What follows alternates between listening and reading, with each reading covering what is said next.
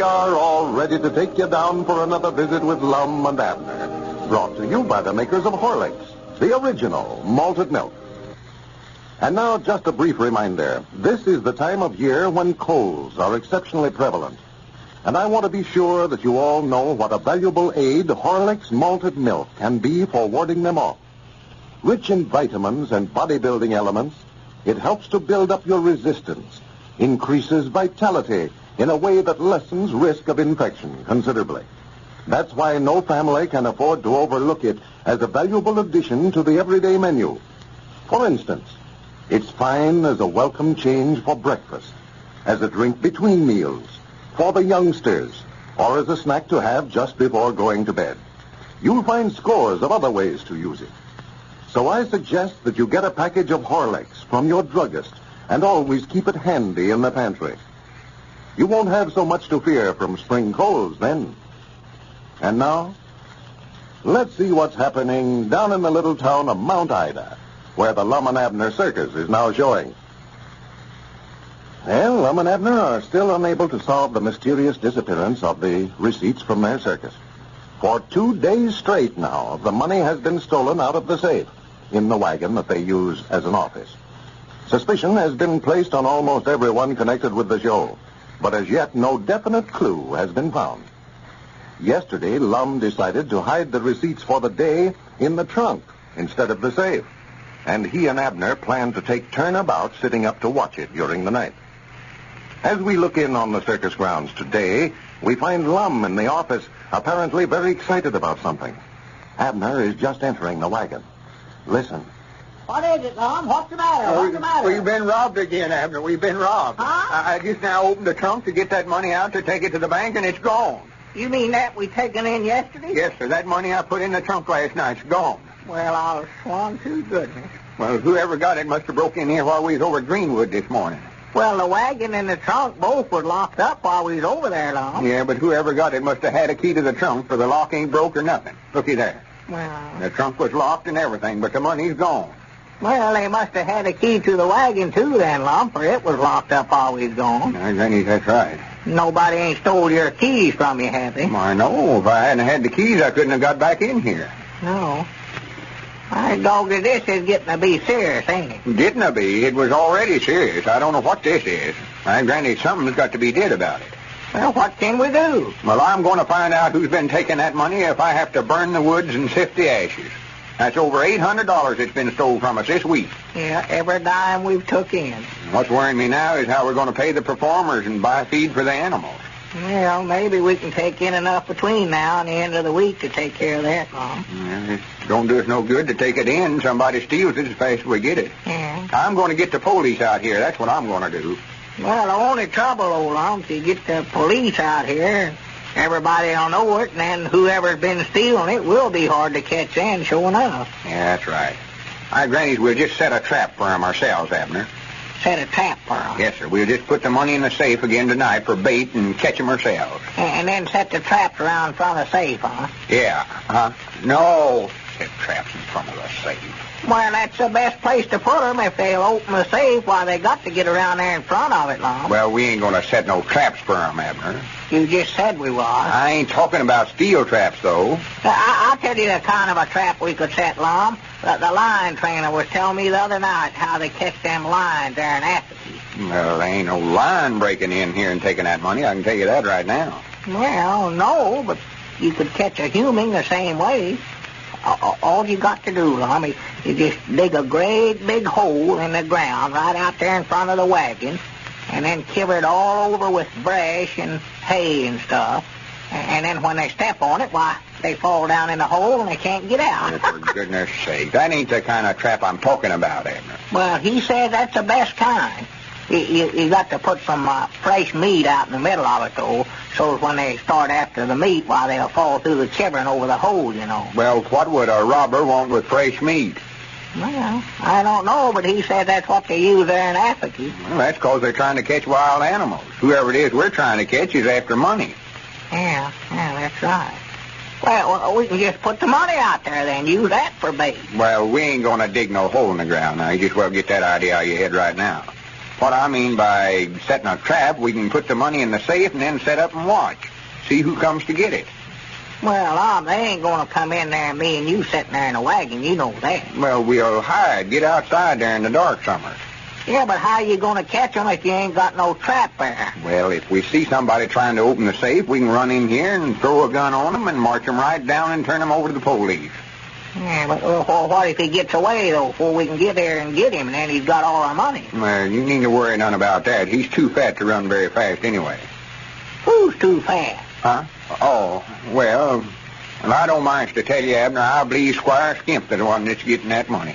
Oh, no, I don't believe it's him, Lum. I might not know he done it. Well, he said that you're the one that's been taking it. Me? Yes. He told you that? Yes, sir, that's what he said yesterday. Well, he told me the same thing about you yesterday, too. Huh? Tried his best to make me believe you done it. Well, that ornery, low-down, good-for-nothing. He told me the reason that he knowed it was you, Lum, was cause that he heard that you was going to buy Zenora a big diamond engagement ring. Why, that snake in there. That's what he said, and said you was taking the money. See there, he's just trying to lay the blame on everybody else. He's accused you and me and Zenora and her brother and Cedric and everybody else, except himself. Yeah, wait a minute, Lum. There's somebody coming around the wagon there. Huh? Who is it? What do you want? Oh, what is it, Cedric? Guess who just now drove up out there in front just now? Who? Mr. Huddleston and his wife and Ethel. Well, fine. Well, whereabouts is he at, Cedric? Reckon what he's doing over here. He's around there talking to Squire now. The women folks went on in to watch him feed the animals. Well, I'll swan too good. Well, I just can't hardly wait to see him. No. And find out how Elizabeth and Pearl's getting along. Here's Mr. Dick and Squire coming now. Here, they're both of them in here, Mr. Dick, right in here. Yeah, all right. Thank you, Cedric. Well, you're kind of dressed up since you joined the circus, haven't you, Cedric? Yes, Mom. This is a brand new suit I got. Just bought it today. Well, I'll swan to goodness. Dick Huddleston. Yeah. How in the world are you? Come in here and sit down, Dick. I'm sure proud to see you. Well, how you fellas been? I'm glad to see you, sure. Yeah, what in the world are you doing way over here, Dick? Well, I just thought I better ought to come over here and check up on you fellers, see if you're behaving yourself all right. Yeah, well, we're doing the best we know how. No. Me and the wife and Ethel, we drove into the county seat today and got through in there with our business early and just decided to come on by here on our way home and see how you fellas getting along. Well, fine. I'm sure proud you did. How's Fine Ridge, Dick? Oh, just about the same, Lum. There's nothing new to know of. Nothing new, huh? How's little Pearl and Elizabeth? Why, just fine, Abner. I saw them yesterday. They was in the store there to get the mail. If I'd known I was coming over here today, I could have brought them along with us, too. They had plenty of room. And I sure wish you had them. I would love to see them. But I don't reckon Elizabeth could leave the place right here at planting time. Sit down, Dick. Sit down. Make yourself comfortable. Well, if you gentlemen will excuse me, I expect I better get on around there in front, you know, and sort of look after things. I'll see you before you get away, though, Dick. Yeah, sure, Squire. I won't be leaving for a while yet. Abner, I wonder if I could speak to you for a few minutes. Me? Yeah, sure. I'll be back in a minute, Dick. All right, Abner. Well, sir, how's Evelina? Have you saw her since I've been gone? Why, yeah, I've seen her a time or two, Lum. Her and Frank Forster seems to be keeping company pretty steady now. Well, I'll swan to goodness. That snake in the weeds. Frank Foster. The minute I turned my back on her. I knowed it. Say, Lum, what's this the Squire's been telling me about you fellows having some money stolen over here? No, he's done told you about it, huh? Yeah, he was telling me, said that 2 days straight there, that somebody broke in your office here and stole what you'd taken in the day before. Well, not only that, but they stole what we took in last night, too. Last night? Yeah, over $800 has been stole this week. $800? Yes, sir. And if you want my IDs on it, Squire Skimp's the very one that's been a-getting it, too. Squire, huh? Yeah. I'd have him arrested so quick it'd make his head swim, but there's just one thing I can get out of my mind. What's that, Lum? Well, that is why if he was going to steal it, why he didn't do it when he was running the circus by himself and had charge of the money by himself. Me and Abner wasn't with him then, and it wouldn't been no trouble at all for him. No. Well, now, here, Lum, maybe he was stealing it from you then. Huh? I say maybe he was. While he was running the circus for you, while the show was losing money all the time, Yeah. I know you had to go in there in the bank and borrow money to keep it open. But here now, since you and Abner joined up with it, why, you've been making money. That don't sound right to me, Lum. You mean you... Granny, that's right. That's the reason he wasn't taking in enough to pay expenses over at the county seat. Well, of course, I don't know anything about it, Lum. But that's just my opinion on it, you know. But I do know Squire Skimp. I've known him for years around Pine Ridge here. I know there's nothing too crooked for him to do. Yeah, I've been studying about some of the stunts he's pulled on us. The Right. time he bought the store off us and just same as beat us out of it, you know. Well, Lum, for the last 2 years, Squire Skimp has been beating you and Abner on every deal that you got in with him. Yeah, that oil well business. I ain't forgot that neither. Well, he'll do anything. There's nothing too low down for him to do. I just hated to see him get in this circus with you. I told you Well, that. I don't know, Dick. He come over there and talked so honest about it, I just thought he'd go straight once. No, That yeah. blame his hide. Talking to me the way he did yesterday and then turning right around and stealing it again this morning. This morning. Yeah, me and Abner took turn about setting up last night of watching it, so it's bound to have been stole this morning. And when we went over there to Greenwood's, about when it happened, too. See, we're opening up over there tomorrow. Oh, you are opening up Old Greenwood. Yeah. And you left the money here in the wagon this morning, huh? What Yeah, you for doing? about 3 or 4 hours.